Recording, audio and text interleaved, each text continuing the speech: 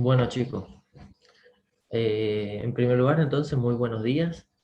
Hoy lo que vamos a ver va a ser la parte de... no me deja, no me deja... La parte del aparato locomotor y exteriores. Vamos a ver si llegamos con la parte de exteriores también del bovino. Ustedes acá en agronomía vemos básicamente la parte de anatomía va a estar orientado más que nada a la parte de bovina, siempre específicamente rumiantes. Si nosotros hablamos en sí de las ciencias naturales, de lo que nos van a abocar a nosotros, vamos a tener ciencias, por un lado, de lo que nos involucran son ciencias abiológicas y ciencias biológicas. Dentro de esas ciencias biológicas vamos a tener, por un lado, la parte de vegetales y por otro lado tenemos la parte animal. Hoy específicamente nosotros en anatomía vamos a involucrarnos en la parte animal. También podemos decir que la anatomía en sí, para que ustedes tengan un poco de relación y vean que, que también cuando hablamos de anatomía, que veíamos que hablábamos del estudio de un sujeto en estado de reposo y es un cuerpo organizado, podemos hablar de la fitotomía o anatomía vegetal, que es en parte lo que ustedes estudian en morfología, y en esta materia hablamos más que nada de zootomía o anatomía animal. Como definición nosotros la habíamos visto en la primera clase, pero solamente para recordar que es una parte de la rama o una rama de la biología que tiene por sujeto de estudio los cuerpos que están organizados y están en reposo, y por objeto de estudio a las leyes que van a regir esa organización. Siempre cuando hablamos de anatomía, hablamos de un cuerpo organizado que está en reposo, y en sí son estructuras que se van estudiando. Es decir, la anatomía lo estudiamos generalmente con piezas que son animales que están, o partes de los animales que se encuentran, digamos, en esas piezas que están en el museo, digamos. Cuando hablamos del animal que está en estado de estación o está quieto o en movimiento, pero hablando de un animal vivo, es donde estudiamos la parte, por medio de la observación, estudiamos la parte de los exteriores del bovino, o también exteriores del equino o de cualquier animal, pero hacemos hincapié en el exterior del animal. Si nosotros vamos, ustedes vieron que en la clase pasada ya vieron parte de lo que es la célula en sí, y fueron entrando en la parte de tejidos. Si nosotros hablamos de la célula, es la unidad funcional prácticamente, ¿sí? La cual, por medio de ese conjunto de células, van a dar lugar a los tejidos, y después esos tejidos, dependiendo de cómo se agrupen, y generalmente se agrupan por la parte funcional, van a dar lugar al conjunto en sí de lo que podemos decir aparatos o sistemas. Para hablar de aparatos, que es lo que vamos a tocar nosotros durante la cursada, vamos a poder decir que vamos a ver el aparato locomotor, el aparato digestivo, parte del aparato urinario, el aparato reproductor y el aparato circulatorio. Esos todos los que están en amarillo son prácticamente lo que nosotros vamos a ir viendo. El aparato respiratorio en sí no aparece porque en relación a la parte de producción no van a tener mucho hincapié en eso, al igual que el aparato nervioso en sí. Y en lo de los sentidos, si bien no está marcado, pero más adelante vamos a ver que parte del tejido, generalmente una de las cosas que vemos es la parte de algunas de las cosas que lo vamos a ir mencionando en sí, desde el punto de vista funcional, cuando hablemos algo de reproducción o algunos tipos de sentidos que son utilizados o que se activan en alguna ocasión particular, digamos, dentro de la fisiología del animal. Para estudiar anatomía, nosotros tenemos que basarnos básicamente en una nomenclatura anatómica. Esa nomenclatura anatómica lo que nos permite es que nosotros podamos, a cada vez que hablamos de alguna pieza, ya sea por ejemplo del húmero, parte del, del miembro anterior de los animales, establecer su situación, ¿sí? Hacia dónde se encuentra, es decir, en qué dirección se encuentra y cuáles son las relaciones con los demás órganos, digamos. Es así que nosotros, para hablar de nomenclatura anatómica, vamos a tener, por un lado, los planos, distintos planos que nos van a establecer, o también pueden denominarse cortes, ¿sí? Que van a dar lugar a la formación de estos planos, digamos. Entonces nosotros vamos a tener, por un lado, el plano longitudinal medio, que como su nombre lo dice y lo indica, es aquel que divide al animal, ¿sí? Al medio, ¿sí? Sobre, digamos, prácticamente en la línea media de lo que es el cráneo y toda la columna vertebral. ¿Qué nos permite esto? Establecer dos partes iguales, ¿sí?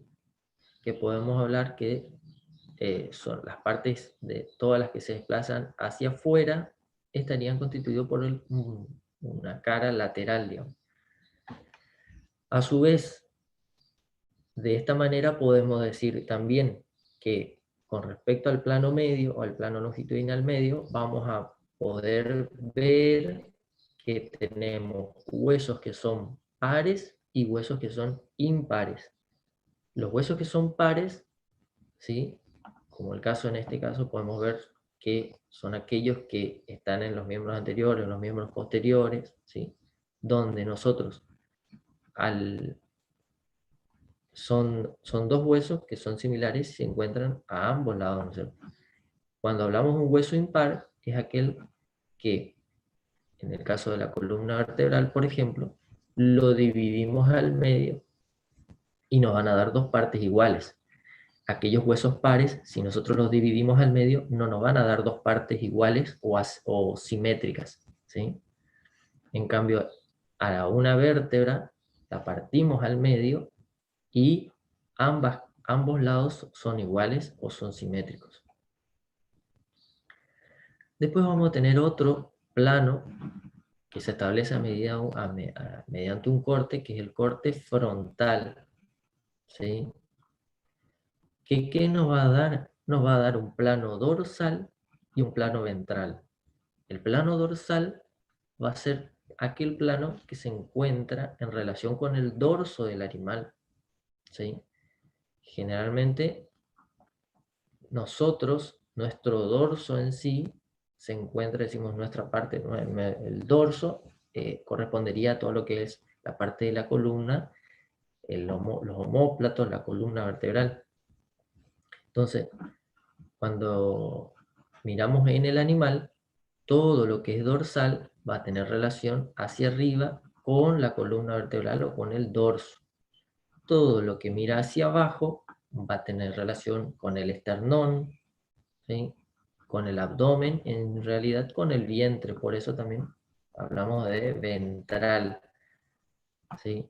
Entonces yo puedo decir, si yo me ubico acá, en esta posición, o en la posición media, o en cualquier parte, digamos, de uno de los miembros, yo puedo decir que dentro del radio, puedo decir que se encuentra en proximal hacia dorsal, ¿sí? Después vamos a ver que proximal o distal, cuáles son los términos de proximal y distal. Hacia dorsal se encuentra el húmero, ¿sí? O hacia arriba, y hacia ventral se encuentra el carpo, que son la unión, digamos ahí, que después vamos a ver que en el exterior se denomina rodilla. ¿Está? Otro de los cortes es el corte transversal. Este corte transversal, el corte transversal, si bien está ubicado acá, todo lo que va a mirar hacia adelante va a ser craneal y todo lo que va a mirar hacia atrás va a ser caudal, ¿sí? Ahora, este corte, si bien está ubicado acá, como el corte frontal está acá, va a depender de dónde yo realice el corte y de qué órgano en sí yo estoy hablando para establecer su situación, su dirección y su relación con los otros órganos. También tenemos un corte acá, este corte transversal, pero si este corte transversal, que es el mismo, digamos, lo hacemos a nivel del cráneo, todo lo que mira hacia adelante y hacia el rostro en sí del animal va a ser rostral, y todo lo que mira hacia atrás va a ser caudal. ¿Estamos hasta ahí, chicos? ¿Con los planos? ¿Queda claro? ¿O lo volvemos a explicar? Este es importante porque es muy importante que lo entiendan. Si lo escucharon alguna vez, me gustaría que me digan. Y si no, eh, que si quedó bien entendido, porque todo lo que seguiremos hablando después, vamos a ir estableciendo esas relaciones y teniendo en cuenta eso. ¿Cuáles son los distintos planos? Vamos a decir que se encuentra hacia caudal o si se encuentra hacia craneal, se encuentra hacia dorsal o se encuentra hacia ventral. Cuando hablamos la descripción de los distintos, ya sea en el exterior o en algún órgano en particular, cuando hablemos del aparato digestivo. Sí, profe, se entendió bien. ¿Está? Bueno, para complementar esta parte, nosotros también tenemos que, otros términos que usamos es, lo que yo algo lo mencioné recién, es el término proximal y el término distal. Entonces, si se ponen a analizar anatomía, trata de usar algunas terminologías que nos permiten estudiar a la anatomía mediante la observación, de tal manera que no sean términos tan complejos, digamos, para estudiarla. Entonces, si ustedes dicen caudal, ¿con qué tiene relación? Con la cola, ¿sí? Si dicen craneal, tiene relación con el cráneo. Entonces, esa nomenclatura nos permite ir observando y estudiando de una manera un poco más sencilla la anatomía, digamos. Si yo hablo de la parte proximal, ¿sí? Y distal, distal hace referencia al dedo.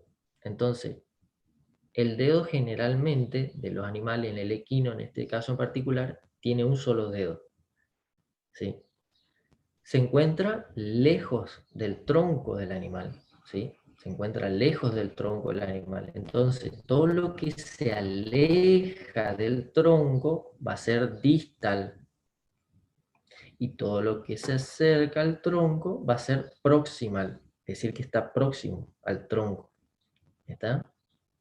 Entonces yo puedo decir que el tarso se encuentra en distal de la tibia y en proximal del fémur. ¿Se entiende?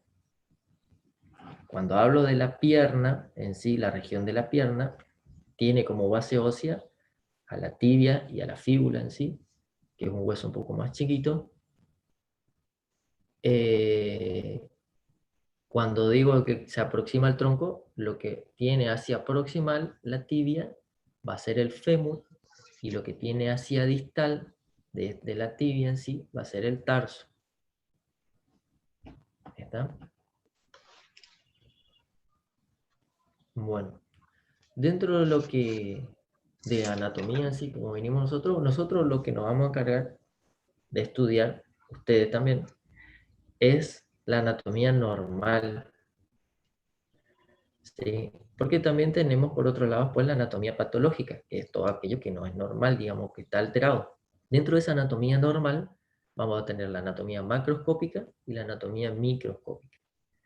Cuando hablamos de anatomía macroscópica, son todas aquellas que nosotros podemos observar prácticamente sin valernos de algún instrumento, digamos, como para aumentar el tamaño, sino que lo podemos ver macroscópicamente y lo podemos describir, lo podemos estudiar.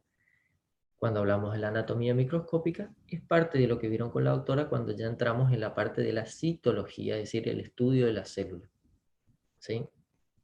Y ahí nos encargamos de la parte de histología, es decir, cuando estudiamos los tejidos, cómo están conformadas esas células. cuáles son los organismos que se encuentran dentro de la célula, ¿sí?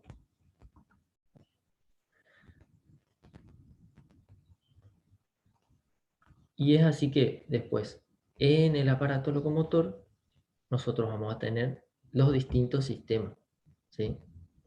Fíjense que hoy, cuando hablamos del conjunto de células que conforman los tejidos en sí, en esa organización celular, van a conformar los tejidos y después van a dar lugar a la formación de los aparatos o sistemas. Una de las cosas que yo le dije que por ahí pueden, creo que en la primera clase también lo hablamos, que se pueden llegar a diferenciar es que yo hable de aparato o que hable de sistema. Generalmente cuando hablo de aparato es aquel que está conformado por distintos órganos, ¿sí? ¿Sí? Hablo de distintos órganos porque en sí son un conjunto de órganos que generalmente tienen una estructura distinta, pero se unen para llevar a cabo una misma función, o una función similar o complementar una función, ¿sí? Entonces hablo de aparato. Ahora hablo de sistema cuando en su conformación todos los tejidos que lo constituyen tienen un mismo origen, ¿sí? O son iguales prácticamente. Y así hablábamos que el sistema, dentro de eso, los más grandes que tenemos, el sistema nervioso, que está constituido prácticamente todo por células nerviosas.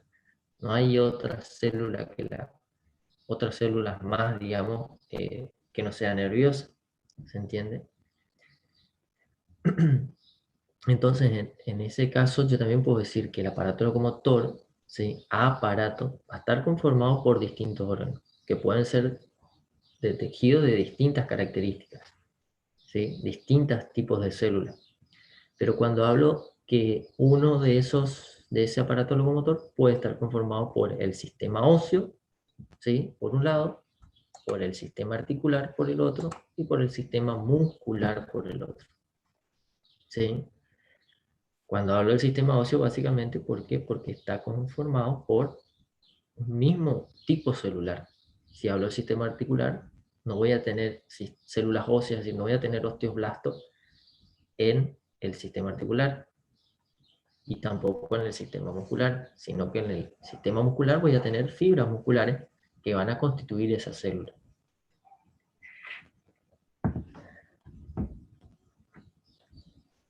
¿Está? Entonces, como definición en parte de lo que es o concepto del aparato locomotor, nosotros decimos que es aquel que está constituido, este aparato locomotor está constituido por distintos órganos, ¿sí? que son los huesos, que son estructuras duras, también a la vez son resistentes, pero tienen una cierta elasticidad, las cuales van a estar unidos por un tejido fibroso, ¿sí? Ese tejido fibroso va a dar lugar a la conformación de esas distintas uniones que van a formar el sistema articular, ¿sí? Y a su vez se van a mover, ¿sí? Esas articulaciones gracias a un sistema muscular. Este aparato locomotor lo que tiene mucha importancia porque permite en su constitución al animal moverse, y ese movimiento es tanto como para buscar el alimento, para eh, reproducirse, y también en algunas ocasiones, como los animales que prácticamente estudiamos en esta etapa, son animales presa para huir de su predador. ¿Está? Ahora, cuando vemos que hay alguna alteración de este sistema o este aparato locomotor, va a repercutir directamente sobre otras cuestiones que nosotros también las podemos observar. Si un animal tiene comprometido parte de su aparato locomotor, vamos a ver que una de las cosas es que empieza a decaer, digamos, su condición corporal, su sistema nutricional. Lo vemos que el animal empieza a estar cada vez más flaco, pero básicamente todo está relacionado. ¿Por qué? Porque el animal no puede desplazarse correctamente para conseguir su alimento. ¿Está? Es así que en algunos casos se hacen tantos tratamientos de pata, o que vemos un animal que tiene un problema de pata o no se puede desplazar, y es aquel animal que empieza a disminuir básicamente su estado nutricional, y eso va a repercutir después, en primer lugar, si estamos hablando de un ganado de cría en sí, va a repercutir en su sistema de reproducción, porque el animal va a tratar de, en lo posible, mantenerse con lo mínimo que tiene, y después se va a dar el lujo de reproducir. Y todo eso nos va a traer aparejado nosotros una, un déficit de eficiencia en el sistema, ¿sí? Todo ocasionado por una falla, en el caso de este que estamos hablando, del aparato locomotor.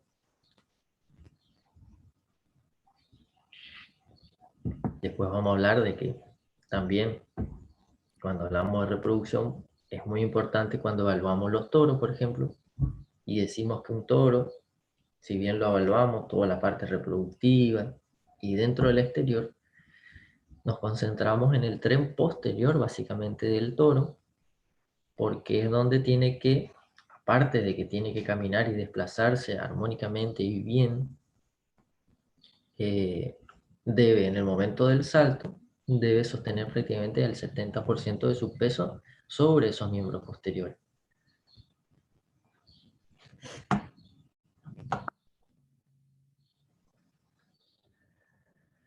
Bueno, dentro de este sistema, que es el sistema óseo, ¿sí? Vamos a tener el estudio de la osteología, que básicamente es el estudio de los huesos. A ver, un poco acá. Agustina Delgado. ¿Qué tipo de tejido óseo tenemos?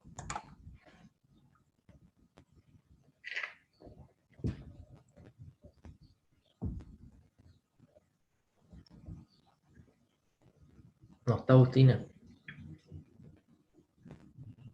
No sabe, no contesta. Álvaro, Junglut,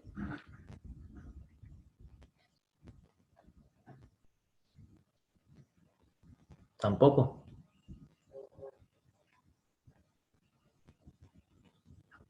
Ángel Quintana,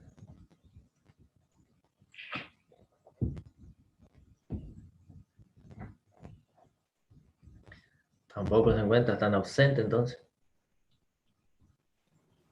Profe, Profe, tipos de buen día. tejido, dijo. ¿Quién está hablando? Sequeira, tipos de tejido, dijo, profe. Claro, dentro del tejido óseo, ustedes vieron la clase pasada con la doctora, distintos tipos de tejido óseo. Profe, ¿puede ¿Uno ser era tejido óseo compacto? compacto y tejido óseo esponjoso? ¿Quién está hablando ahí? Habló Sequeira, Lucas, y ¿quién dijo la última? Malor. Ah, Malor. Sofía. Tejido conectivo también. Bueno, El tejido muscular puede ser uno, profe, y el nervioso también. no específicamente. Cuando hablamos de tejido óseo en sí, van a haber dos tipos de tejido. Como lo dijo Sofía, tejido óseo compacto y tejido óseo esponjoso. ¿Sí? Ahora, ya que eso sería lo correcto, ¿eh? Ya que su compañera también mencionó los otros tipos de tejidos, ¿cuáles son los tejidos básicos que constituyen, cuáles son los tejidos básicos en sí? Respecto a la clase anterior.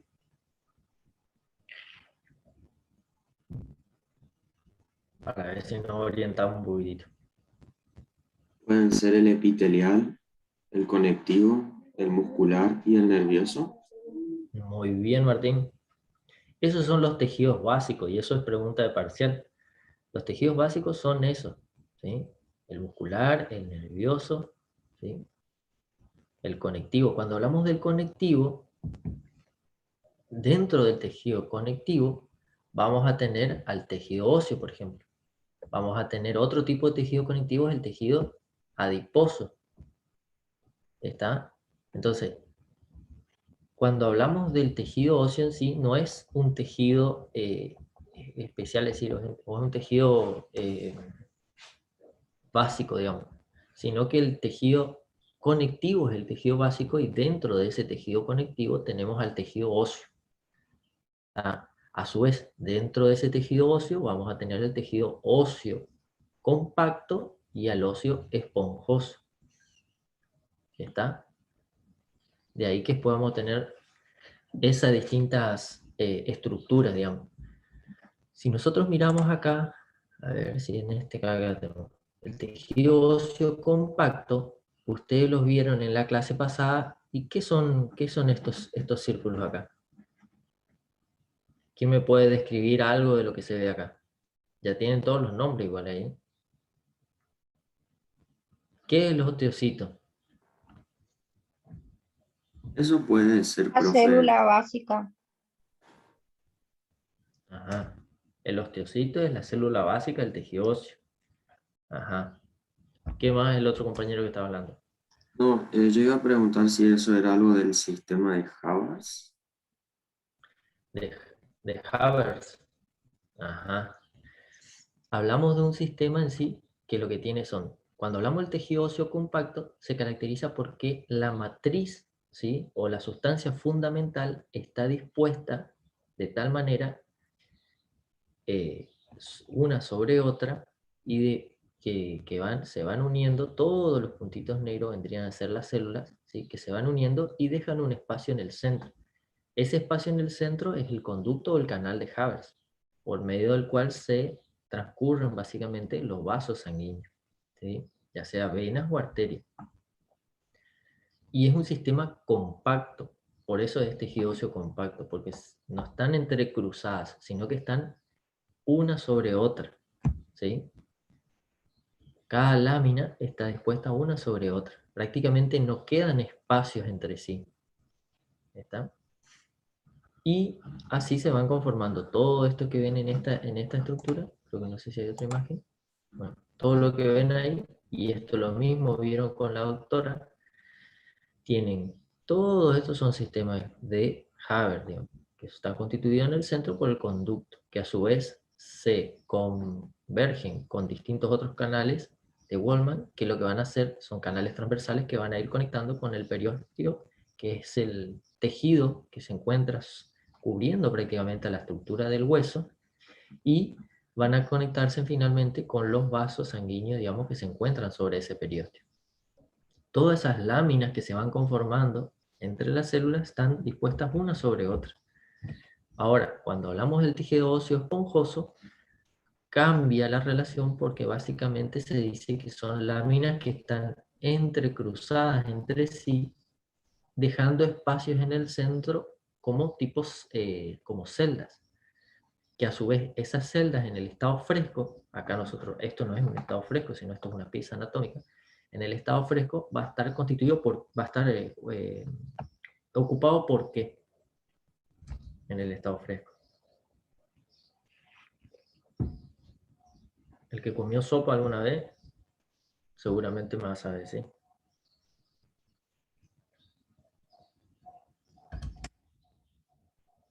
Bueno, el locro también le suele meter.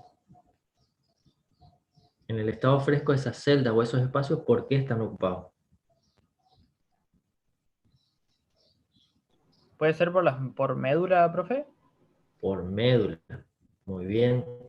¿Y qué tipo de médula es? ¿Y médula ósea? Muy bien. Es médula ósea. ¿Hay otro tipo de médula?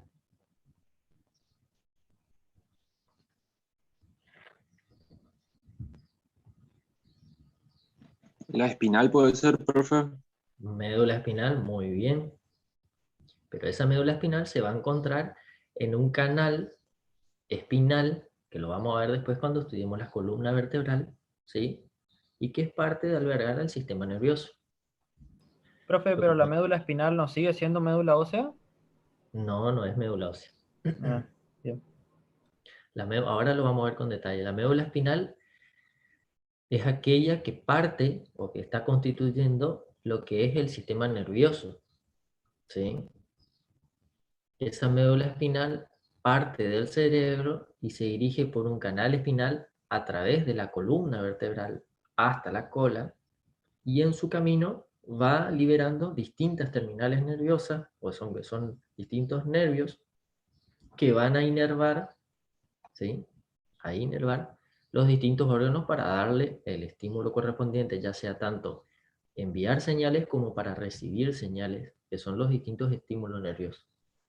Cuando hablamos de la médula ósea, como lo vieron con la profesora de la clase anterior, esa médula ósea es un tejido que se encuentra en esta cavidad. Nosotros, si miramos acá, fíjense la disposición, creo que lo habrán visto, esta es la disposición que tiene el tejido en sí, las células, cómo se disponen en un tejido óseo esponjoso, muy distinto de cómo se dispone en un tejido óseo compacto.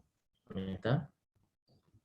Entonces, esa médula ósea va a estar dispuesta en estos espacios, en esta célula, y a su vez acá, nosotros si cortamos el hueso más abajo, esto es un hueso largo, solo que está cortado un poco más arriba. Por la cabeza acá es un húmero. Lo cortamos más abajo de manera transversal, vamos a ver un canal, y ese es el canal medular, ¿sí? Que es lo que popularmente ustedes lo conocen como el caracú, que es la médula ósea. Esa médula ósea es un tejido formador de células sanguíneas, básicamente. Cuando ustedes hablan de las células sanguíneas, nosotros mucho en el tejido sanguíneo no vamos a entrar, pero el tejido sanguíneo, ¿sí?, tiene un alto porcentaje de agua, y dentro de esas células tiene un material configurado en sí que son uno de los más importantes. Hay varios, pero uno de los más importantes, ¿por qué? Porque transportan el oxígeno, es el eritrocito, ¿sí? O también denominado como glóbulo rojo, ¿sí?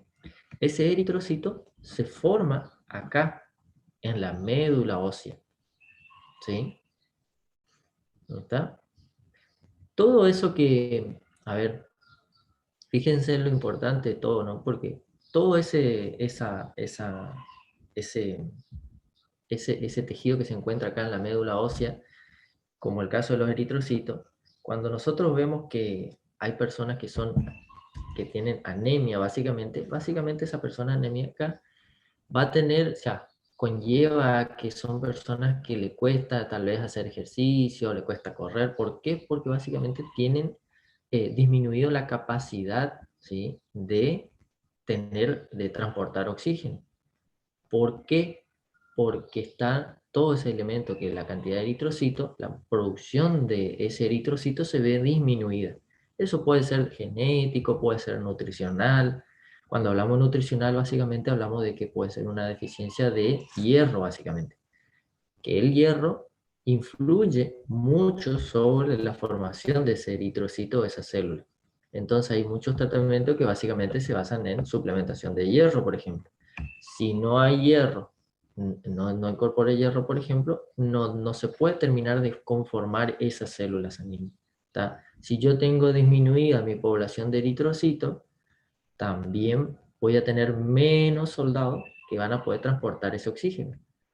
Si tengo menos capacidad de transportar oxígeno, básicamente todo el metabolismo celular se ve disminuido. ¿Está? De eso es lo importante de esta médula ósea. Cuando son animales jóvenes, generalmente la médula ósea es bien roja, y después se va transformando, cuando el animal ya es más viejo, ¿sí?, se va transformando y empieza a ser un tejido más amarillo, conformado un poco en mayor proporción por mayor cantidad de grasa. ¿Está? Si nosotros, así como nosotros vimos los distintos planos para estudiar la parte de anatomía, cuando hablamos de los distintos huesos, nosotros también hablamos de las formas, por ejemplo. Entonces, si lo clasificamos a los huesos, que son órganos duros, que se encuentran conformando el sistema locomotor dentro de lo que sería el sistema óseo, ¿sí?, tenemos huesos largos, huesos planos y huesos cortos. Estos huesos largos, en este caso como el fémur, este es el fémur, este hueso plano como es la escápula, ¿sí?, que generalmente en el humano se lo conoce como el omóplato, ¿sí? Y los huesos cortos, que son todos estos huesitos, conforman el carpo del animal, que vendría a ser la rodilla, la unión entre el brazo y prácticamente la mano, digamos. En esa parte de la unión está el carpo, ¿sí? Cuando nosotros hablamos prácticamente, si vemos en el humano, es esa unión donde nosotros decimos la muñeca, ¿sí? En la parte de la muñeca tenemos la parte del carpo en sí. Ahí está. Y después tenemos los que continúan hacia distal, es decir, que se alejan del tronco, vamos a tener los metacarpos, ¿sí? Y después ya básicamente van a estar la unión de las falanges, que cuando hablamos de falange vendrían a ser todos esos huesos que constituyen el dedo, ¿sí? Y ahí vamos a tener una falange proximal, media y distal. La distal, por supuesto, como ya vieron ustedes anteriormente, es la que se encuentra más lejos del tronco, que vendría a ser la última en este caso. ¿Está? Si nosotros acá a estos huesos largos, en su mayor constitución, los huesos largos van a estar conformados por qué tipo de tejido. ¿Óseo, esponjoso o óseo compacto? Compacto. Compacto. Entonces, hueso largo básicamente está conformado por huesos compactos, tejido óseo compacto. Si nosotros hacíamos un corte transversal acá, vamos a ver el canal medular. En el hueso óseo, en el tejido óseo, en los huesos planos, vamos a tener parte de tejido óseo esponjoso y tejido óseo compacto, pero más que nada es tejido óseo esponjoso. Y cuando hablamos de huesos cortos, en sus periferias, básicamente, es decir, donde se conforma la superficie articular, va a haber tejido óseo compacto y en el centro, básicamente, es tejido óseo esponjoso. Profe, ¿Sí? le pregunto, entonces todos los huesos tienen ambos tipos de tejido óseo, compacto y esponjoso.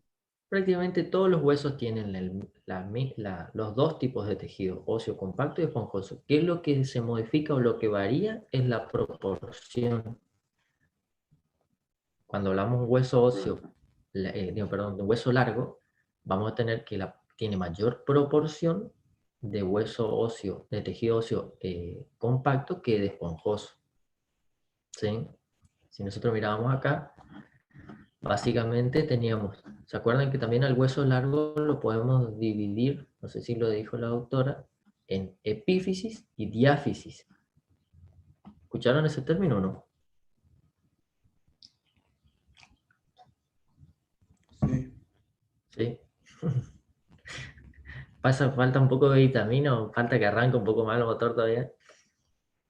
Eh, las extremidades de los huesos largos se denominan epífisis y el centro básicamente se denomina diáfisis.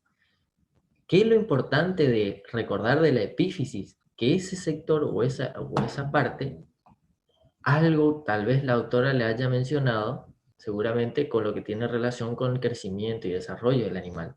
En las epífisis hay un tipo de tejido, digamos, hay parte de tejido óseo y tejido cartilaginoso, que te dicen, bueno, ya la epífisis está unida, digamos, a la diáfisis. Si ustedes hacen una radiografía en un animal joven, van a encontrar a este punto, a este nivel acá, una separación, ¿sí? Como que está un poco separado. ¿Por qué?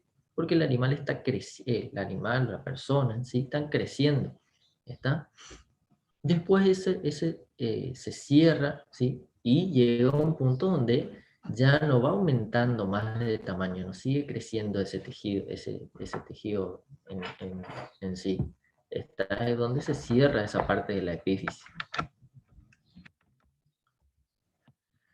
Después, en base a su situación, que algo lo habíamos visto hoy cuando hablábamos de los planos, vamos a tener huesos que son pares, ¿sí? O asimétricos, y huesos impares que son simétricos. Que ahí es lo que nosotros hablamos. Los huesos pares, ¿por qué? Porque se encuentran a ambos lados de la columna vertebral. La escápula tenemos del lado derecho y del lado izquierdo. Pero si yo a la escápula la corto en cualquier lado que la corte, ¿sí? Va a ser cada pieza o cada parte va a ser asimétrica con la otra. si al hueso impar, en este caso es una vértebra de la columna vertebral, ¿sí? La parto al medio, ¿sí? O la parto así, en un corte longitudinal o en un corte transversal, ¿sí? Me va a dar dos partes iguales.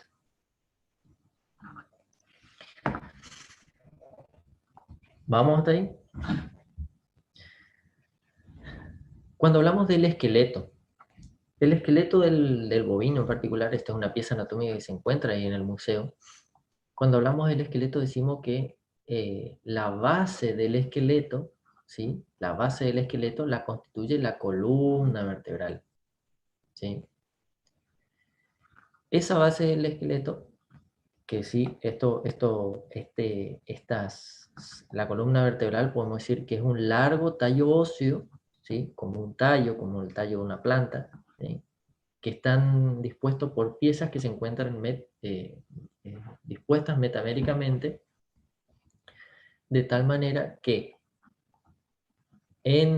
a su vez, en su recorrido, si bien conforman parte del animal, digamos, y le dan eh, sostén, digamos, al animal y a las otras partes y a las otras piezas, también podemos decir que es un órgano, constituye un órgano también que va a albergar y va a proteger a la médula espinal, ¿sí?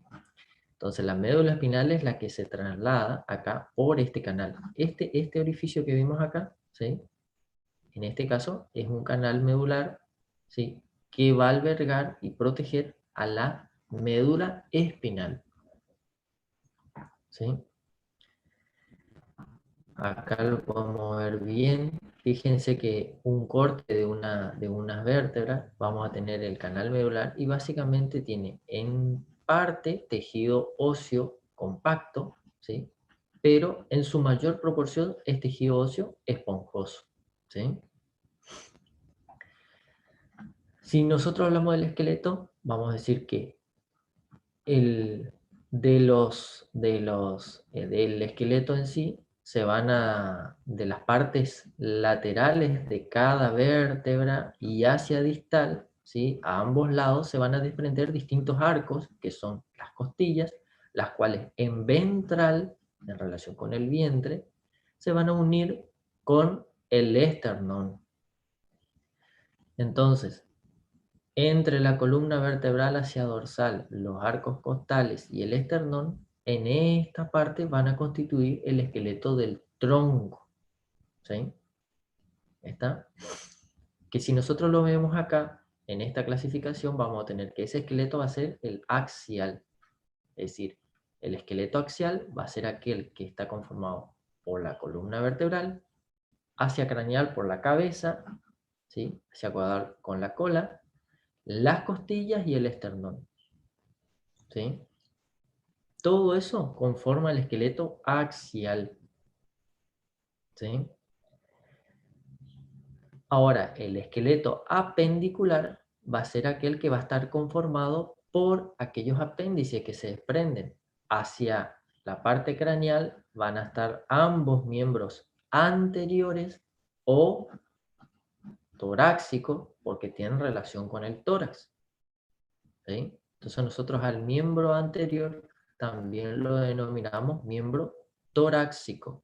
¿Por qué? Porque está en relación con el tórax.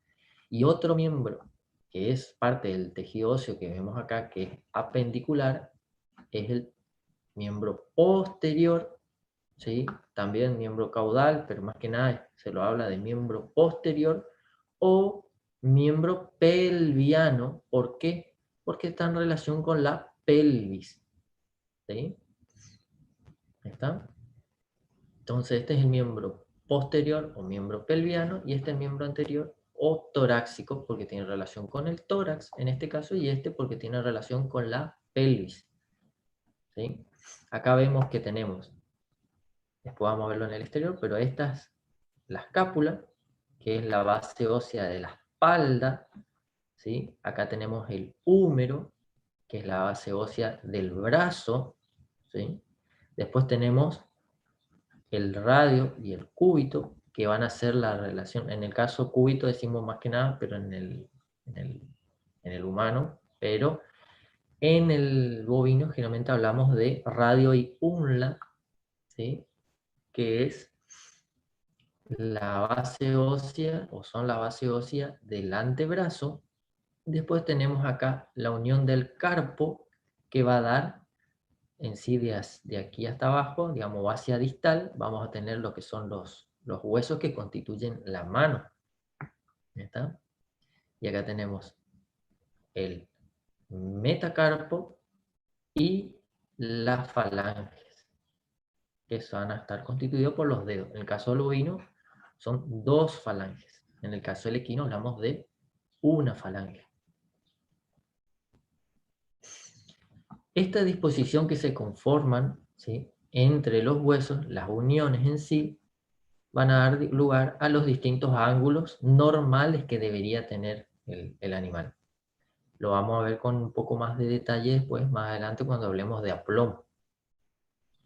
¿Qué otra de las características, aprovechando la imagen que tenemos acá, es que nosotros decimos que, hoy decíamos que el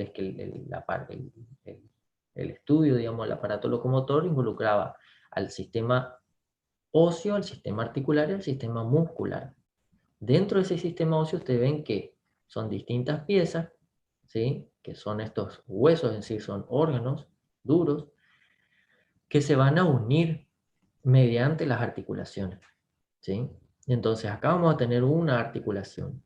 Esta articulación acá, ¿sí?, esta articulación, esta unión entre la escápula y el húmero, ¿sí?, se denomina unión escápulo-humeral. ¿Se dan cuenta cómo la anatomía en sí va haciendo lo que veíamos hoy, que era esa, mediante la observación, esa relación entre las distintas situaciones y direcciones en que se encuentran esos órganos? Y esa articulación, a su vez, en el exterior, si nosotros miramos al exterior del bovino después, vamos a ver que da lugar a la región del encuentro, ¿sí? Dentro del esqueleto, del estudio del esqueleto, algo muy importante que le va a interesar a ustedes y que es importante que lo sepan también, es las distintas cavidades que se conforman, ¿sí? Y cómo son sus límites. Por un lado vamos a tener la cavidad craneana, ¿sí?, que la cavidad craneana acá no la vemos bien, pero es la que alberga prácticamente al cerebro, el encéfalo en sí, ¿sí? Todo lo que se encuentra acá, que se encuentra cubriendo y dando protección a ese sistema nervioso, o parte de ese sistema nervioso, ¿sí? Entonces tenemos la cavidad craneana. Después vamos a tener la cavidad torácica. Esta cavidad torácica va a estar limitada dorsalmente por la columna vertebral, ventralmente por el esternón y los músculos del vientre, ¿sí?, que son los abdominales oblicuos y la línea alba, tejido fibroso, y lateralmente va a estar limitado por las costillas. ¿Está? Todas las costillas.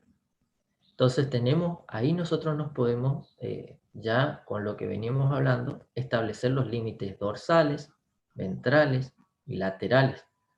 Hacia craneal va a delimitar, acá no lo vamos a ver ahora, pero usted no se ve, pero hay una pieza que en sí es un músculo que limita a la cavidad torácica con la cavidad abdominal. Entonces, la cavidad abdominal, que hace referencia a los órganos que se encuentran dentro del abdomen, perdón, antes de eso es, esta cavidad torácica va a dar protección a órganos importantes también. En este caso va a ser, por un lado, los pulmones, por otro lado, otro de los órganos importantes, el corazón, que se va a encontrar a esta altura básicamente. También parte del aparato digestivo. ¿Por qué? Porque vamos a ver que del aparato digestivo, después de la boca, vamos a tener parte de la faringe, el esófago que corre por la parte del cuello, ingresa al tórax, pasa al tórax, ese esófago, y hay una pequeña porción que nosotros vamos a decir que es una porción abdominal, pero es muy chiquita, que es la que atraviesa el diafragma y se une prácticamente con el cardias. Después ya vamos a ir viendo en aparato digestivo, cuando veamos vamos a decir que tiene el esófago una porción cervical. ¿Por qué? Porque tiene relación con las vértebras cervicales, una porción torácica y una porción abdominal.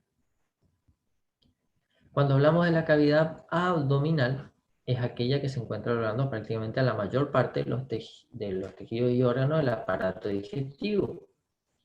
Hacia craneal va a limitar con el diafragma, que divide de la cavidad torácica. Hacia ventral se divide con los músculos del vientre, músculos oblicuos, básicamente. Hacia dorsal con la columna vertebral y hacia caudal con la cavidad pelviana. ¿Sí? No hay un límite acá entre la cavidad pelviana y la cavidad abdominal, no hay un límite bien marcado como sí lo hay acá en la cavidad torácica con la cavidad abdominal. El diafragma que se encuentra acá recubriendo, que es lo que ustedes conocen como la entraña dentro de los cortes comerciales, digamos, ¿sí? Ese es ese músculo que se encuentra dividiendo la cavidad torácica de la cavidad abdominal. En el caso de esta cavidad pelviana no hay una separación así muscular, digamos, sino que básicamente lo conforman la unión de los dos huesos coxales, ¿sí?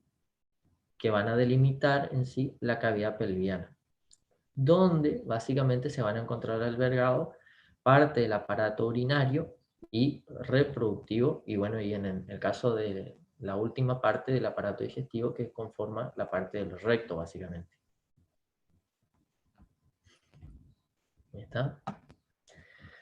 Sin entrar mucho en detalle, el sistema articular, que decíamos que son las uniones de esas piezas duras, ¿sí? Vamos a hablar de distintas articulaciones. Esas articulaciones básicamente van a estar conformadas por ligamentos y otra de las cosas por cápsulas articulares. Nosotros vamos a tener cápsulas articulares que son de tejido fibroso, ¿sí? Que se encuentran insertadas, es decir, que se encuentran unidas en la parte distal de cada uno de los huesos, ¿sí? Y dentro de esa cápsula vamos a tener lo que es algo muy importante, que es el líquido sinovial. Si nosotros, no sé si ustedes tuvieron física, ¿no es cierto? Si ven en física, ¿qué les hace pensar cuando hablamos de la relación entre los huesos, las partes duras, las articulaciones y los músculos? ¿Les hace pensar en algo o no? Relacionado con física. El movimiento. El movimiento. Y dentro de eso, ¿qué partes se veían involucradas?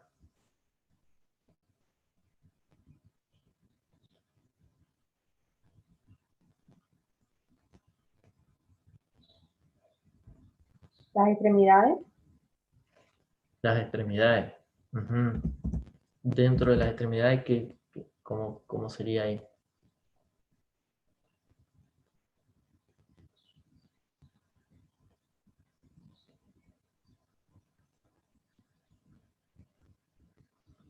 Si yo lo relaciono con física, algo básico lo habrán visto también en la secundaria, lo habrán visto en la primaria, tal vez. ¿Cómo funciona un sistema de palanca?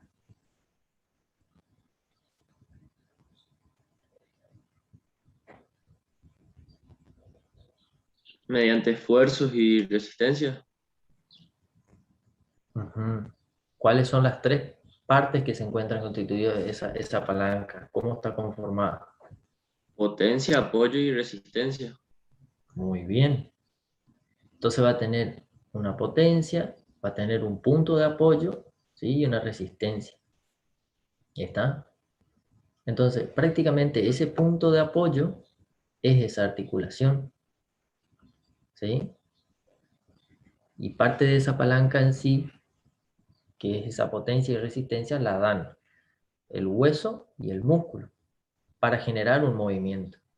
Y así es que las articulaciones pues van a tener vamos a tener articulaciones que van a tener movimiento, que son aquellas sinoviales, ¿sí? Que presentan movimientos como ser de flexión y extensión, ¿sí? Y después hay algunas que, si bien no son uniones un poco más rígidas, así que el movimiento es más reducido. Pero básicamente si lo relacionamos, vamos a tener con eso, con la parte física, todo ese punto de apoyo va a estar expresado por la articulación, ¿sí? Vemos que dentro de eso, dentro de esa parte, vamos a tener un cartílago. Usted algo lo habrán visto dentro de la conformación de ese cartílago. Y acá se ve bien cómo todo esto que se ve en negro, básicamente, ¿sí? Es el líquido sinovial, ¿sí?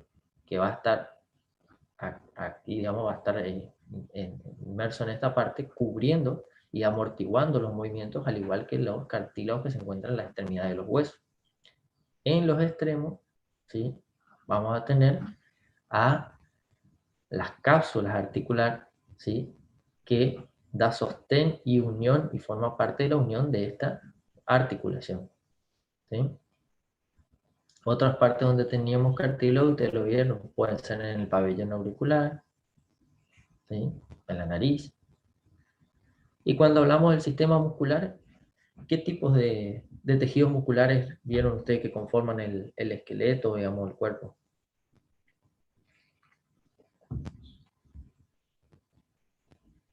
Las fibras liso. lentas y Liso, rápidas. estriado y esquelético. Liso, estriado y esquelético. ¿El estriado es el mismo que el esquelético o hay una diferencia? ¿Cuál sería la diferencia entre estriado y esquelético? Es el mismo. Es el mismo. Cuando hablamos de decir básicamente entonces del músculo liso y estriado. Dentro del músculo estriado tenemos el esquelético y el cardíaco, ¿sí? Como ven acá, el músculo liso se encuentra básicamente en todo lo que es el aparato digestivo o en todos los órganos, ¿sí? Y el músculo estriado se encuentra en el corazón, ¿sí? Y en el caso del músculo cardíaco, estriado esquelético, cardíaco, perdón, y el estriado esquelético que se encuentra uniendo, ¿sí? O dando unión a todo lo que es el esqueleto del animal. ¿Ya está? ¿Qué varía básicamente? Es de las características que presenta tanto el punto de vista celular, de cómo está conformada la célula en sí, qué características tiene, y una de las cosas que prácticamente es importante diferenciarla entre el esquelético y el liso, o el estriado y el liso, es que el liso se caracteriza por ser, a ver, ¿cuál eran una de las diferencias básicamente que notábamos ahí, aparte de que tenía el núcleo ubicado en distintas porciones? ¿Cuáles eran una de las características que le mencionó la profesora? La disposición de las células y la Disposición de las contracción. células. ¿La qué?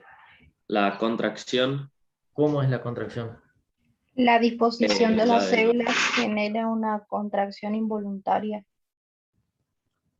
Eso por un lado. O sea, no es la disposición, sino el sistema de inervación es distinto de lo que es el sistema esquelético, el músculo esquelético y el liso.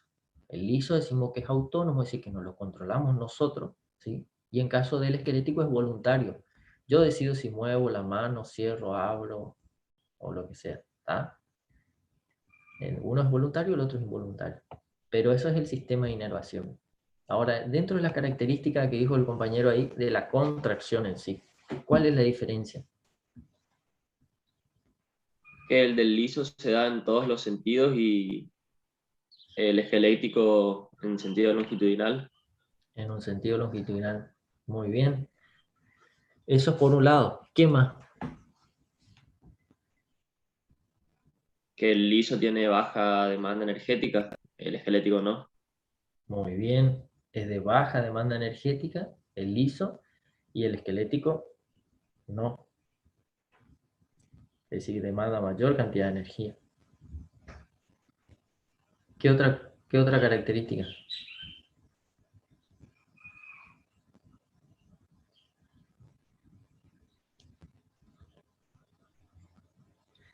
hay una de las características que es importante, y que eso es porque nosotros, digamos, prácticamente no lo controlamos, y que es importante saberlo porque está relacionado con la función de todo el aparato digestivo. ¿Por qué el aparato digestivo? Porque todo el aparato digestivo básicamente se encuentra conformado dentro de lo que hablamos, la parte muscular, por musculatura de tipo lisa.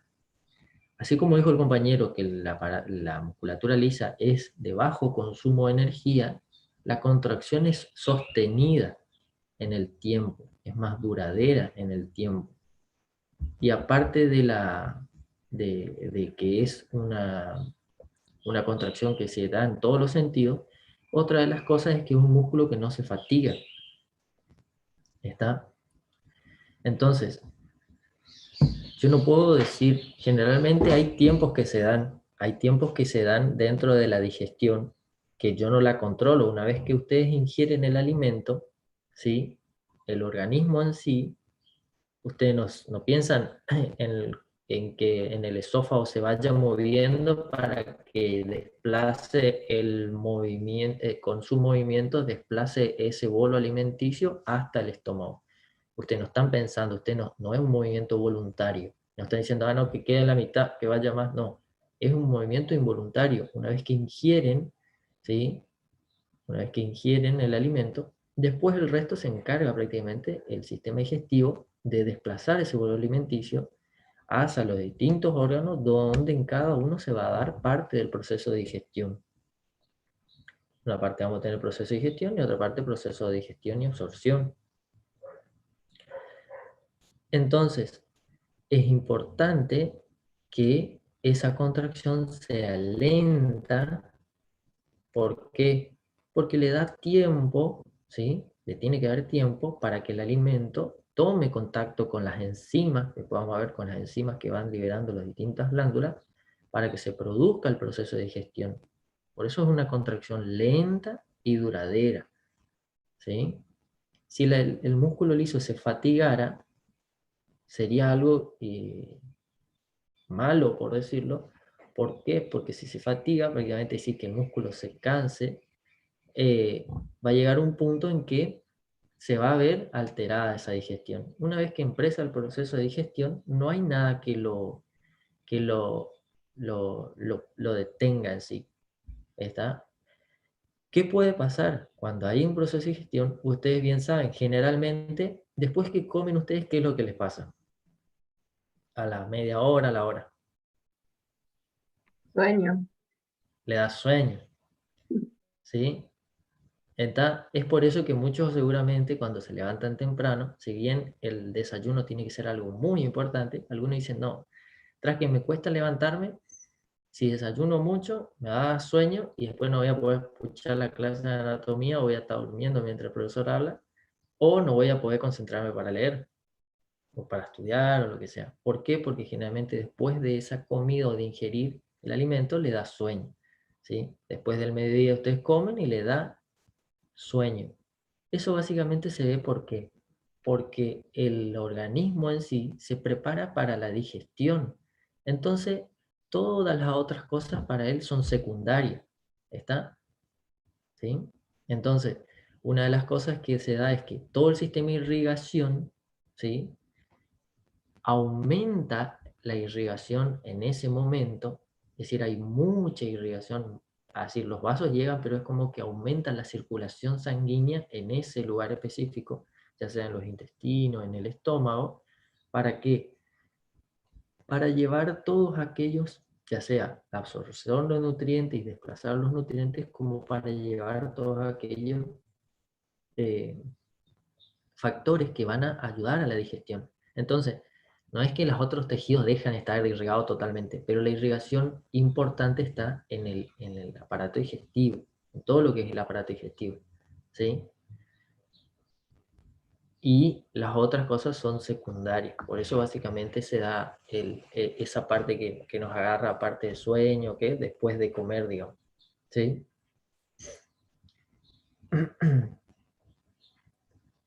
Si nosotros miramos el tejido esquelético en sí, hoy de lo que ustedes habrán visto, es cómo está dispuesta esa fibra, esas distintas fibras, y en comparación la cardíaca, la esquelética y la fibra lisa.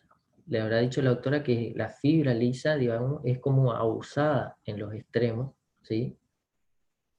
Las fibras esqueléticas por ahí son un poco más largas, ¿sí? Son más largas y van a estar conformando parte de todo lo que es el esqueleto en sí, cubriendo el esqueleto del animal.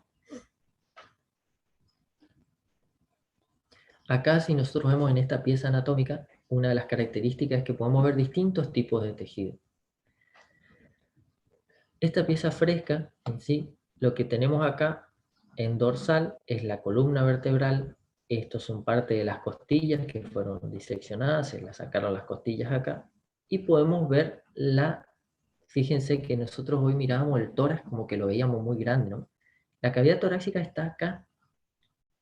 Este es el límite caudal de la cavidad torácica y este es el límite craneal. Acá tenemos el corazón, ¿sí? Tenemos el pulmón, tenemos esto es parte del sistema nervioso, es un nervio, ¿sí? Acá en dorsal, es decir, dorsal de lo que es la cavidad torácica, pero en ventral de la columna vertebral tenemos esto, este vaso grande que es la aorta, ¿sí? Que es uno de los vasos que sale del corazón y se dirige hacia caudal. En parte, hay una bifurcación acá, se divide en caudal y hacia craneal, y lleva la sangre oxigenada, ¿sí? Y acá no se ve, pero en parte cuando viene el esófago pasa entre el corazón, ingresa, atraviesa el diafragma. Esto que se ve, este tejido muscular y fibroso acá, es el diafragma, que vendría a ser la entraña, ¿sí?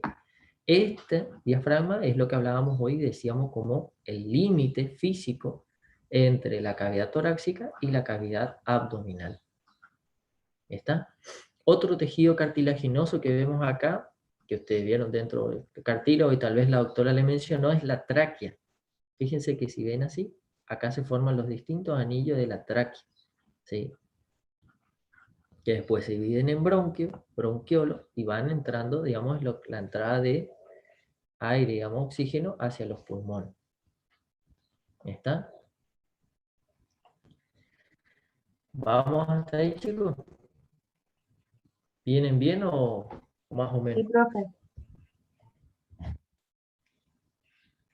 Bueno. Vamos a entrar en una parte de lo que es exterior del bovino, una parte rápida, después vamos a complementar ese exterior del bovino con la parte de aplomo. Cuando hablamos de exterior del bovino, nosotros tenemos que el exterior del bovino es parte de la zootecnia que nos permite observar, evaluar y juzgar al animal. Teniendo en cuenta ¿qué cosa? Todo su aspecto exterior. De manera que nosotros podamos apreciar, por un lado, todas las bondades, todos los beneficios que tiene, y por otro lado los defectos. Y ahí determinar si puede ser apto o no para una determinada producción. ¿Está? Entonces, eso es el exterior del bovino. Cuando nosotros estudiamos los bovinos, básicamente el sentido que utilizamos cuando miramos el exterior es el sentido de la visión, básicamente, y nos valemos de la observación, ¿sí? Y eso nos permite, primero, observar. Entonces, observamos, miramos todo el animal. Después, evaluamos todas esas partes del exterior en particular y en conjunto, y después juzgamos. Por eso, básicamente, cuando ustedes ven en cualquier tipo de exposición, en las exposiciones, en lo que se basa básicamente es evaluar el exterior del animal, ¿sí? Se pueden complementar o juzgar, digamos, con algunas otras evaluaciones, pero básicamente se basa en la observación. Ustedes están inspeccionando. Nosotros en veterinaria, medicina veterinaria, tenemos una parte que estudiamos, digamos, que es la parte de semiología. Dentro de semiología es aquella parte, digamos, de la medicina veterinaria donde nosotros nos valemos decir de recabar datos básicamente para poder llegar a un diagnóstico del animal. Entonces, la primer parte de esa semiología, cuando hacemos semiología en el animal, es la observación, es decir, que la encontramos dentro de lo que es la inspección. Y esa regla que tenemos es que la inspección es la primera sin tocar, es decir, miramos al animal, se observa sin tocar. Y después se recurre a la palpación cuando uno tiene que complementar en parte eso para ver si hay algo que nos llame la atención o determinar tal vez otras cosas, como ser la consistencia que puede tener algún tipo de tejido. Cuando evaluamos un toro, por ejemplo, cuando se hace el andrológico, la evaluación de un toro, nosotros primero se evalúa el exterior, todo el exterior del animal. Eso, el exterior generalmente se lo evalúa el animal en estación.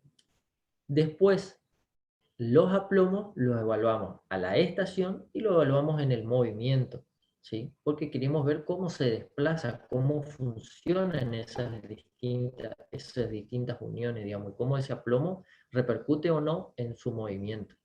Y después nos vamos a los órganos de importancia, que por ahí son generalmente en la boca, miramos los dientes, si hay alguna estructura, algo que nos llame la atención, y después nos concentramos básicamente en el aparato reproductor, y ahí es donde recurrimos básicamente a la palpación para determinar las consistencias, si es una consistencia normal o no, y que eso a su vez nos va a brindar distintos tipos de información.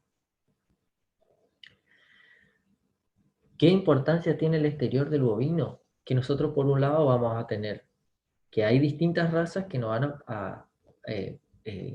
podemos llegar a clasificar, digamos, las distintas razas. Dentro de eso vemos que cada raza tiene una característica en cuanto al exterior. Si nosotros miramos dentro de la cabeza, tal vez decimos, bueno, las orejas de tal raza son distintas dentro de la raza carnicera.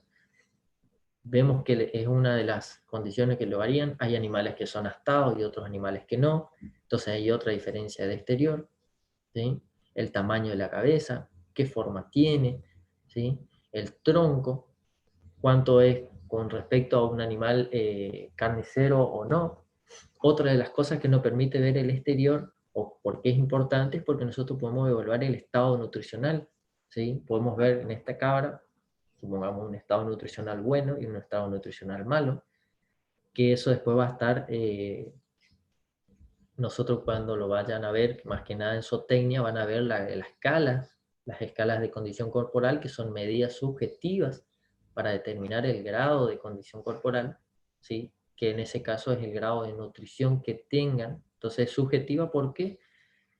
Porque la estoy observando y me valgo de algunas características para determinar esa condición. Y decir, es una escala de condición del 1 al 9 y se encuentra en 1, 2, 3, 4, respecto a qué es lo que estoy observando. Y en ese análisis, a su vez, de esa escala, ¿qué tiene relación? Hacen una relación en la observación de lo que es el tejido óseo, el tejido muscular y el tejido adiposo. Es decir, qué tipo de relación existen entre esos tejidos para determinar algún tipo de condición corporal. Después tenemos los distintos aplomos. Nosotros, por medio de la evaluación del exterior, podemos ver qué tipo de aplomo, si es un aplomo correcto o no. Y acá es lo que les decía de la condición corporal. Es decir, hay una evaluación, ¿sí? Hay escalas del 1 al 5 que generalmente se utilizan en el ganado de leche, y condición corporal del 1 al 9 que la utilizamos más que nada en el ganado de carne. ¿Qué relación hace? La relación entre el tejido óseo, el tejido muscular y el tejido adiposo. Cuando hablamos de bovino, básicamente se vale únicamente de la observación entre esas, y se establece una relación entre esos tejidos. Y cuando hablamos del ovino, es decir, de la oveja, nos valemos más que nada de la palpación. Y la escala va del 1 al 5. A su vez, el estudio de los exteriores del bovino nos van a poder establecer los distintos biotipos, ¿sí? ¿Ustedes ven acá alguna diferencia entre estos animales?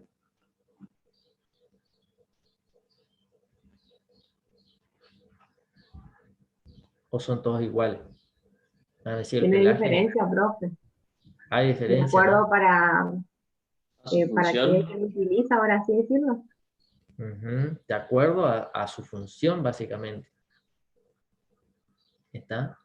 Por eso vieron que cuando decíamos el exterior, ya observábamos, evaluábamos y juzgábamos. Y después determinábamos las distintas bondades que tiene. Es decir, cuáles son esos beneficios que tienen de distintas partes del exterior. Y si eso se complementa después cuando lo juntamos, ¿para qué tipo de función? Si puede ser apto para una determinada función. Si nosotros miramos esto, vamos a ver que es un animal que por su estructura, ¿sí? Decimos que un animal de carne, ¿sí? Porque básicamente vemos una buena conformación y vemos una buena conformación de un animal carnicero, ¿sí? Es cómo está dispuesto, ¿no es cierto? Si vemos en un animal así, vemos que un animal que está más destinado a la producción de leche. ¿Por qué? Porque en parte la musculatura no es lo que más resalta, sino que en sí, cuando hablamos de un animal lechero, básicamente son animales que son descarnados, pero lo mayor importancia es el desarrollo de la glándula mamaria. Y cuando vemos animales en este caso, sí, que todavía alguien que es de Misiones seguramente lo ve, en Misiones suele haber, en la costa del Uruguay, hay gente que todavía trabaja con los bueyes, tanto para mover carro o para utilizar el arado, digamos, que son animales de biotipo de trabajo, básicamente.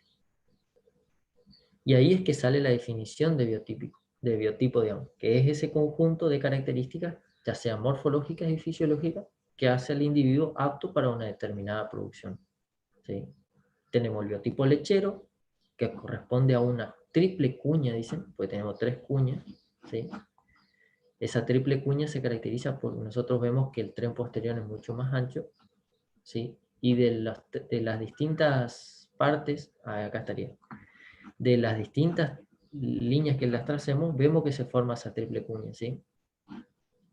Un límite ventral, el límite dorsal y el límite caudal. Si nosotros miramos en esta parte, también vemos que es mucho más abusado hacia dorsal y más ancho hacia ventral.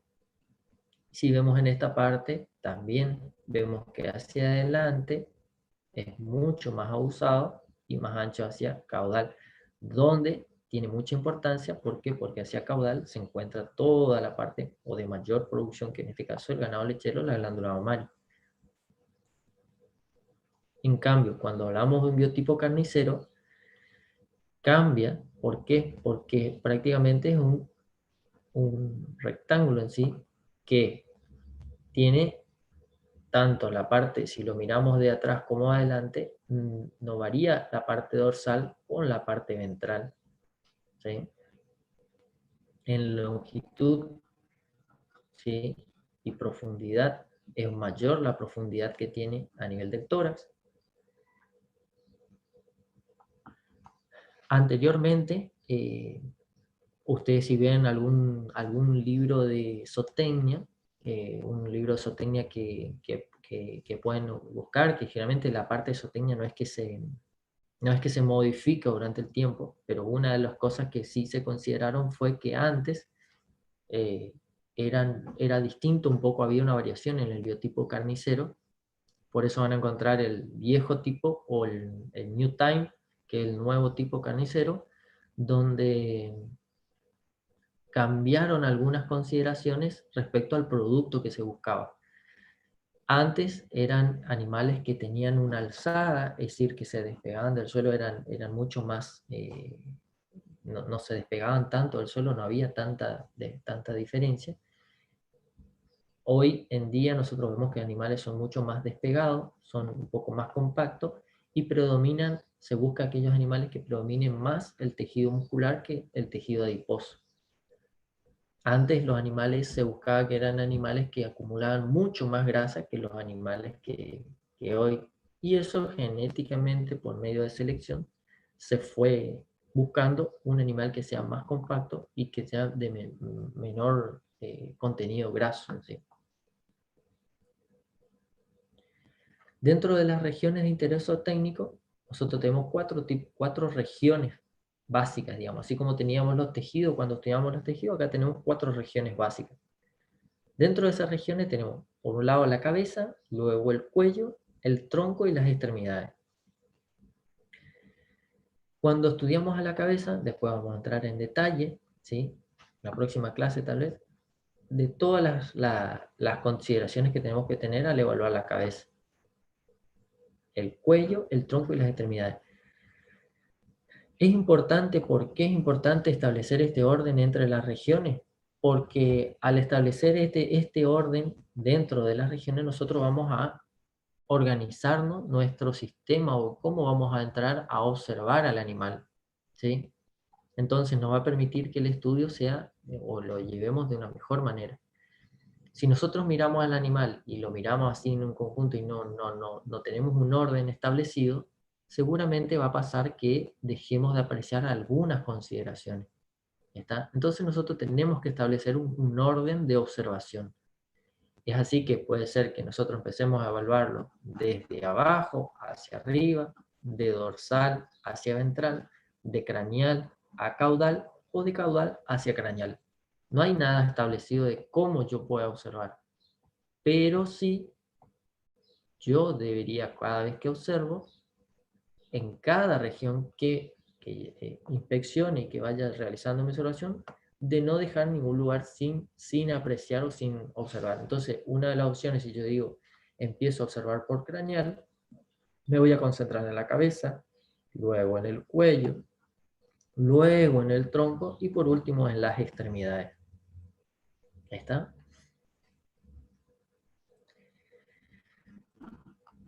Complementando lo que hablábamos hoy de las distintas regiones que conforman en sí y su base ósea y sus articulaciones. Ustedes vieron que el esqueleto teníamos por un lado la base ósea, las articulaciones. Los músculos no entramos mucho en detalle, pero el cuello van a conformar por las vértebras cervicales. Y ahora que veo esto, hay una cosa que voy a volver porque es muy importante y no les mencioné que está acá. Y que tiene relación, y muchas veces en el parcial ustedes confunden las regiones de la columna vertebral con las regiones que hablamos del exterior del animal. Cuando hablamos de la columna vertebral, recuerden yo le dije que es un largo tallo óseo, ¿sí? Que está dispuesto con distintas vértebras, ¿sí? Que están dispuestas metaméricamente una al lado de la otra. Cada una tiene, se establecen algunas diferencias. Y es así que tenemos las vértebras cervicales, ¿sí? Las vértebras torácicas que tienen relación con el tronco en sí y con el tórax, que también podemos denominar las vértebras dorsales, las vértebras lumbares, sacras y las coxigias que no están acá, que corresponderían a las vértebras que conforman la cola o el rabo. ¿Está? Entonces, si nosotros preguntamos a ustedes, ¿cuáles son las regiones que conforman o que se divide la columna vertebral? ¿Sí? Van a ser región cervical, región torácica o dorsal, región lumbar, sacra y coxigia o caudal. ¿Se entiende? Esas son las regiones en que se divide la columna vertebral. Por eso acá, cuando venimos en esta parte de exteriores del bovino, ¿sí? O de cualquier otro animal, lo que nosotros vemos es que no importa, son las distintas vértebras y vamos a ver que en relación con el cuello tenemos las vértebras cervicales. En relación con la cruz y prácticamente el dorso, cruz-dorso del animal, conforman las vértebras dorsales o torácicas. En relación con el lomo van a estar las vértebras lumbares. En relación con la grupa van a tener el sacro, que son en cuanto a la región de la columna vertebral, el sacro, y los coxales. ¿Está? Pero cuando hablo del exterior del bovino en su límite dorsal, ¿sí? En su límite dorsal, ¿sí? Lo que respecta al dorso, si yo digo cuáles son las regiones del tronco, va a ser la cruz, el dorso, el lomo. ¿Está? Y cruz, dorso, lomo y grupa. Ahora, si yo hablo de las regiones de la columna vertebral, va a ser la región cervical, ¿sí? La región dorsal o torácica, la región lumbar, la región sacra y la región coccygia. Esta quedó eso que tenía hoy para decirles ahí cuando hablábamos del esqueleto. ¿Pero quedó claro ahora? Sí, profe. ¿Está? Porque hay partes que siempre se confunden ahí en esa parte.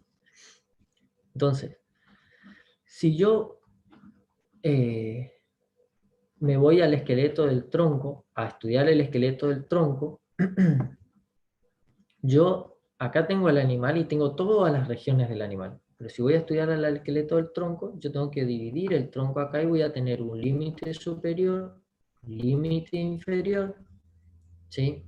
Un límite craneal o hacia adelante, ¿no es cierto? Y un límite posterior o caudal.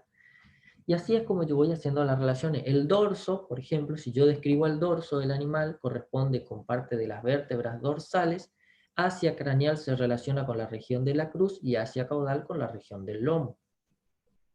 ¿Está? Ese dorso hacia ventral se relaciona con la región de la costilla o el costillar. ¿Sí?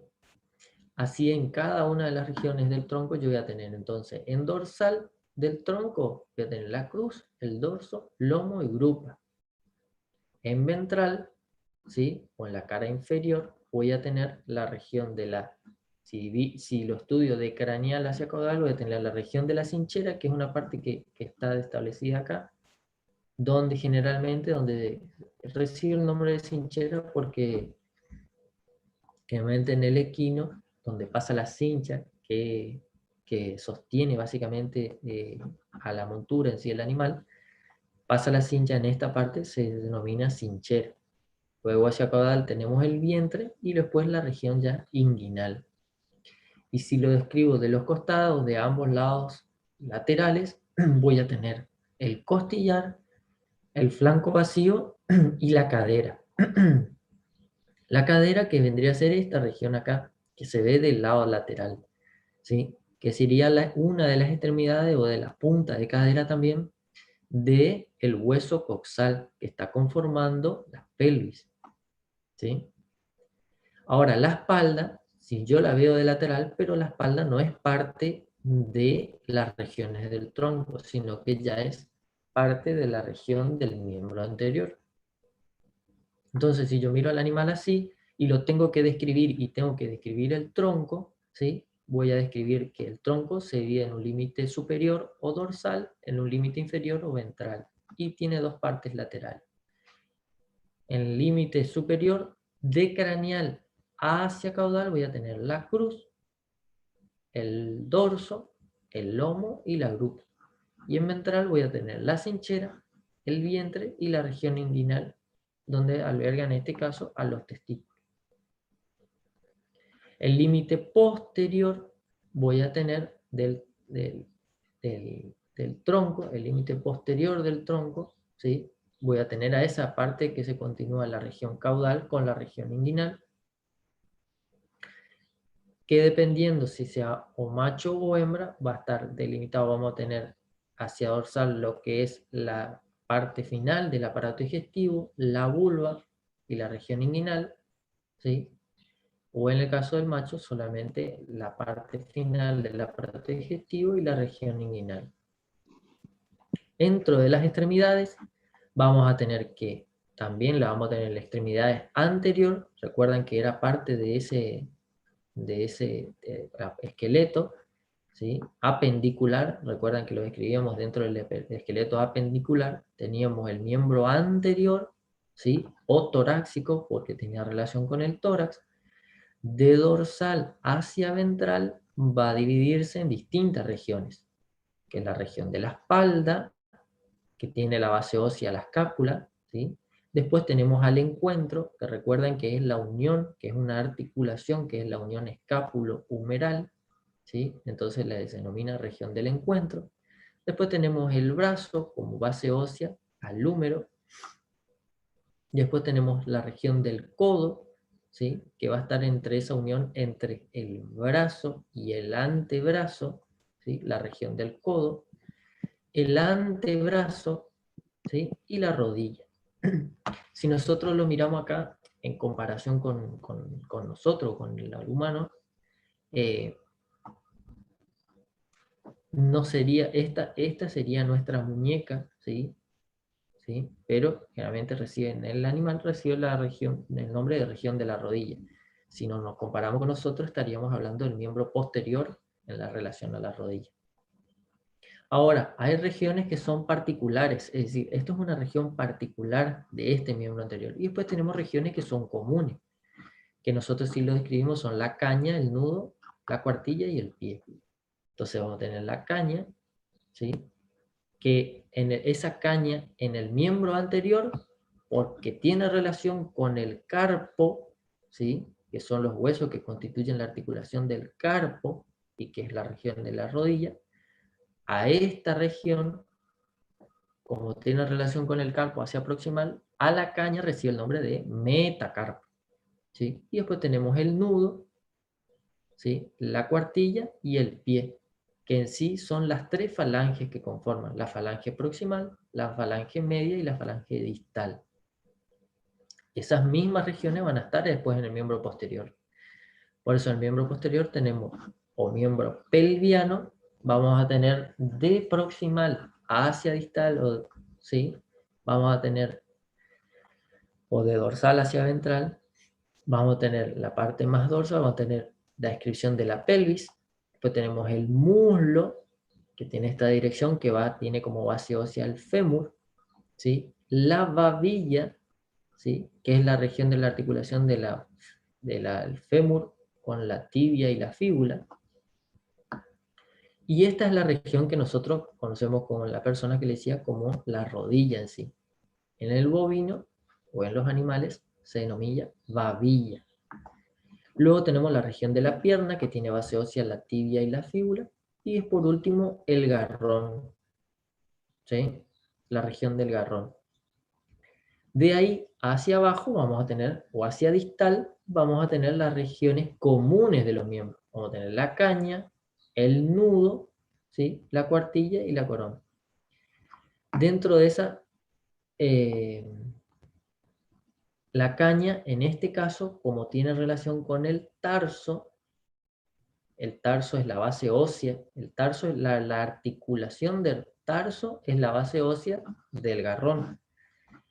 Este tarso, como tiene relación con la caña, hablamos que en caudal la caña se denomina metatarso. Después tenemos la región del nudo, que es la articulación donde, al igual que el miembro anterior, es la unión entre el tarso o el metatarso con el pie. Es decir, es la unión que se establece ahí entre el pie, el dedo, básicamente. ¿Sí?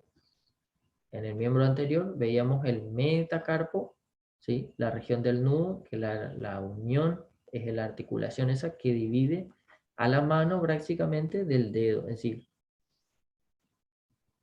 Y acá tenemos la parte del pie, que en el bovino, la parte más extrema o distal, la denominamos pie. Dentro de eso, como bueno, acá básicamente están lo que veníamos hablando, la región, cuál es la base ósea y cuál es la articulación que conforma, si en el caso de que tenga o no base ósea. Nosotros no entramos mucho en detalle de todo lo que es la conformación del hueso en sí, cómo es, cuáles son los músculos que se encuentran rodeando a cada parte en particular. ¿Qué es lo que ustedes deberían por lo menos entender? Es que cuando hablamos de la región de la espalda, ¿sí? O la paleta, que es el corte comercial, vamos a ver que se denomina paleta, la base ósea es la escápula, ¿sí? Tiene como base ósea un hueso, ¿sí? Cuando hablamos de, por ejemplo, la región del encuentro, si yo le pregunto, ¿la región del encuentro tiene base ósea? Y en realidad no, porque el encuentro es una articulación, que es la articulación escápulo-humeral, ¿sí? En cambio el brazo sí tiene base ósea, que es el húmero. Tanto eso sí como para el miembro anterior como para el miembro posterior. ¿Está? ¿Alguna pregunta, chicos? Con esto estaríamos terminando parte de lo que vendría a ser el aparato locomotor y el exterior del oído. Después complementaremos, haremos un recordatorio en la próxima clase y seguramente seguiremos con la parte de aplomo.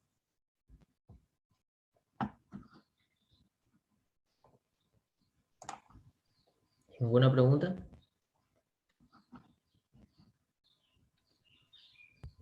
No, profe, se entendió bien todo.